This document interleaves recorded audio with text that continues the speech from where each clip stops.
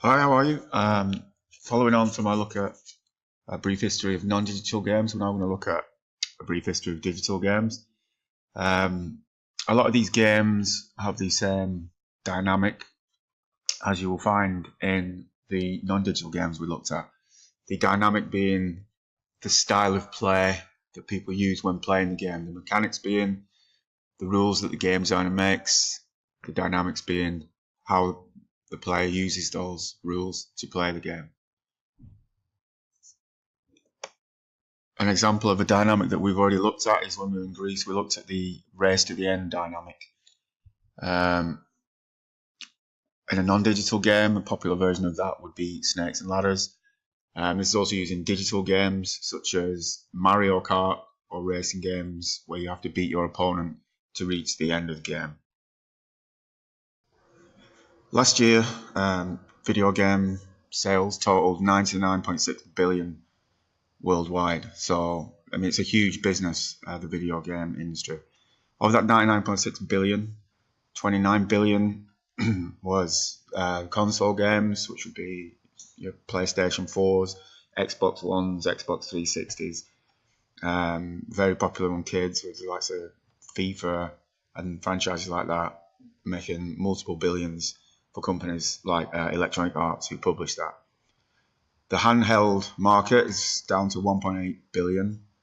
This is used to be a very popular share of the market with the likes of the Nintendo Game Boy, but is on the decrease these days. The tablet and mobile market were worth a total of 37 billion, which is 37% of that market. So this is actually the biggest share of the video games market is now the mobile market, which if you saw last year the explosion of Pokemon Go pretty much took over last summer. This was the first example of what's known as augmented reality gaming, which is where you see the actual world through your phone and then various 3D models of, say, Pokemon in that instance would be imposed onto the 3D world. This is going to really explode next year with the introduction of the iPhone 8, which is said to have taken this augmented reality gaming to the next level. And then there's the PC market there, which is 26 billion. This is down to games such as League of Legends and Day of the Ancients, which offer what's known as a free-to-play mode or freemium, where the actual initial download is free, and then as you're playing, to get your character higher skill levels or pick up some new magical spells, you pay a small amount to the developer over and over again. And these games are sort of loaded so that you can only get to a certain point before you have to start paying for the extras that they offer. The first game we're going to look at was developed in 1962 at Massachusetts Institute of Technology by Steve Russell. He developed it on a computer known as a DEC PDP-1, which, if you have a look at the images there, that's him, a more recent picture of him in front of this computer. Its current price would have been $960,000, and it had a processing power similar to that of a 1996 pocket organizer. The actual game there was played on an oscillating screen, which you can see in the middle picture. It features two spaceships, a needle and a wedge, engaged in a dogfight while manoeuvring in a gravity well space. Both ships are controlled by human players. You can see them both playing the game there in the picture on the right. And each ship has a limited fuel for manoeuvring and a limited number of torpedoes. It's considered one of the most influential video games, as we'll see with all this sort of breadcrumb trail through the history of digital games. And it was extremely popular among the programming community in all these different universities in America, and many different versions of it were made. In the early 70s, a man called Nolan Bushnell saw a version of Space War. He had worked in arcades where coin-operated machines, mechanical coin-operated machines were very popular. and he saw the potential of creating a version of Space War for the arcades. He developed this as Computer Space. There's a cabinet in the top left image, and launched this into the arcades.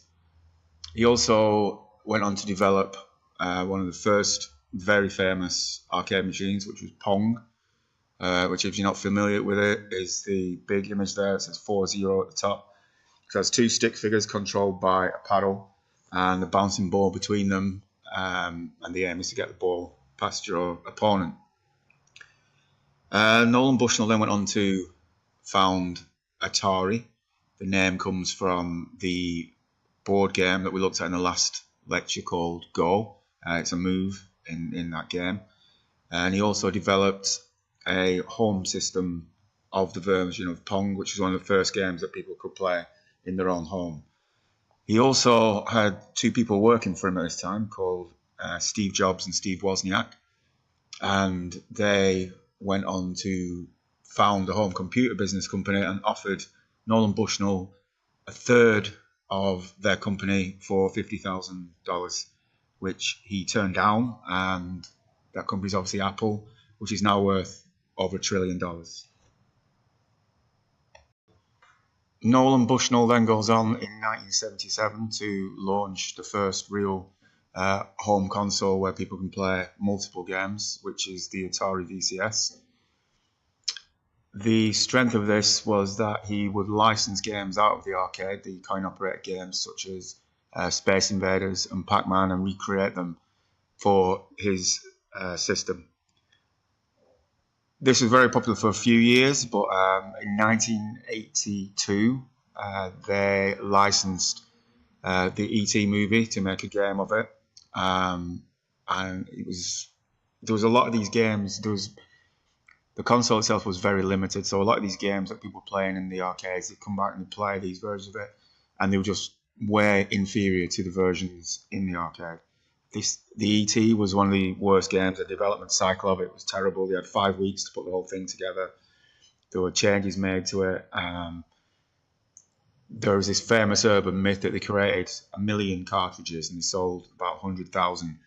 And they buried all the rest of them in a landfill. They couldn't sell them at all.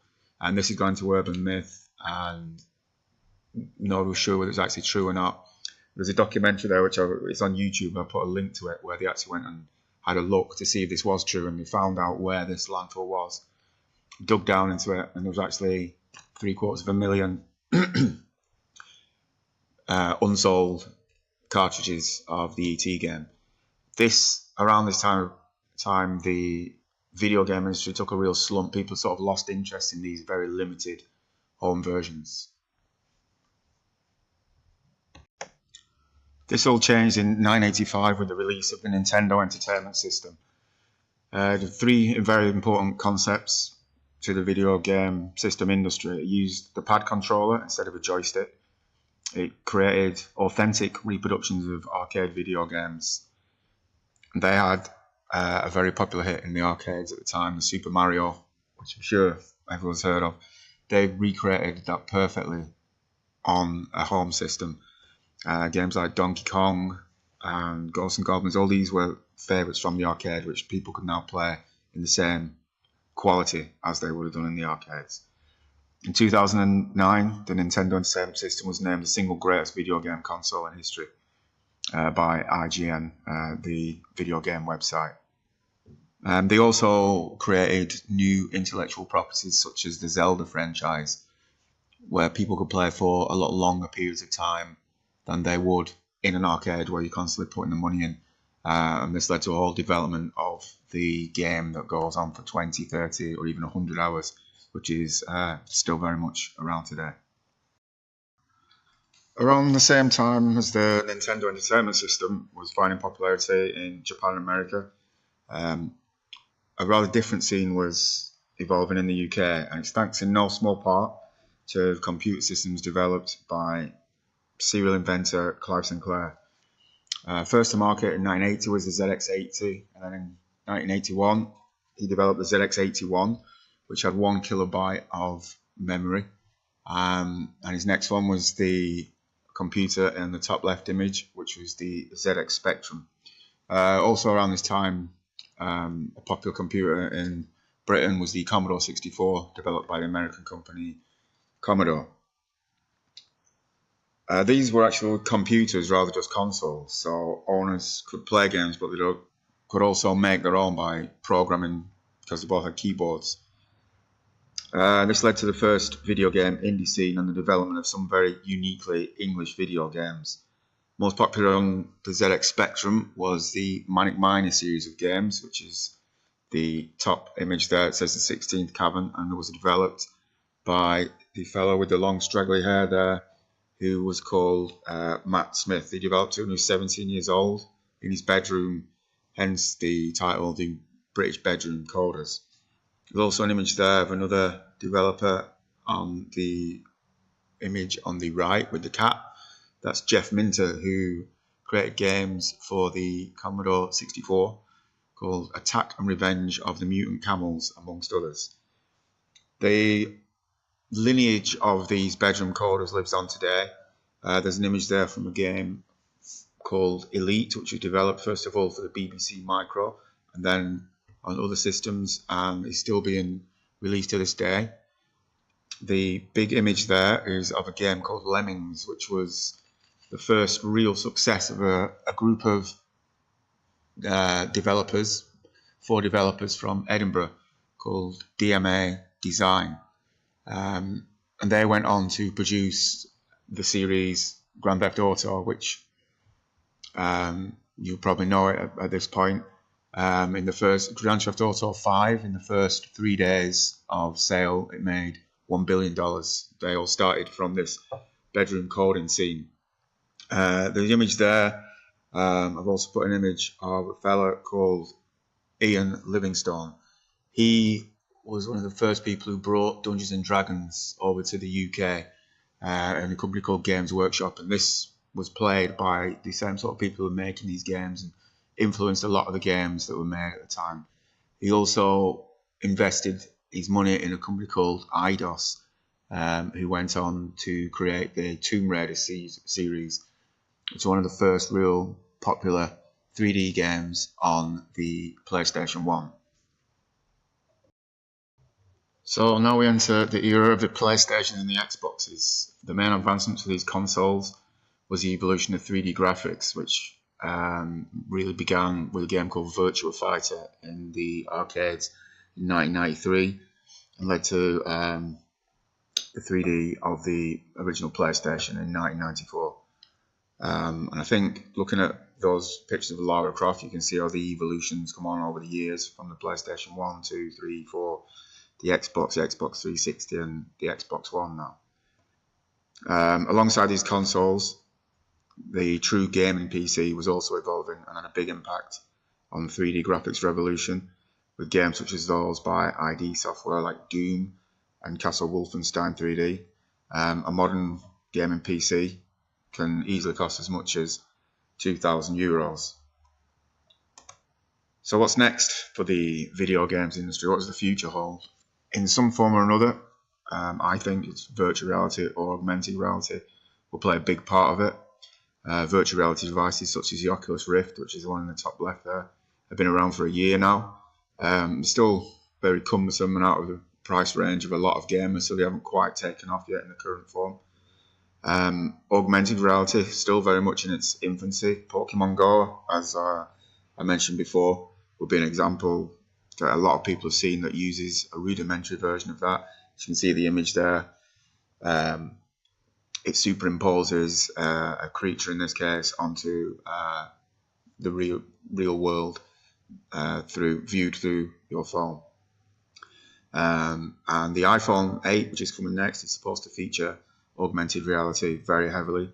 And being as it's an Apple device, I think that will really shape the future of where gaming's going.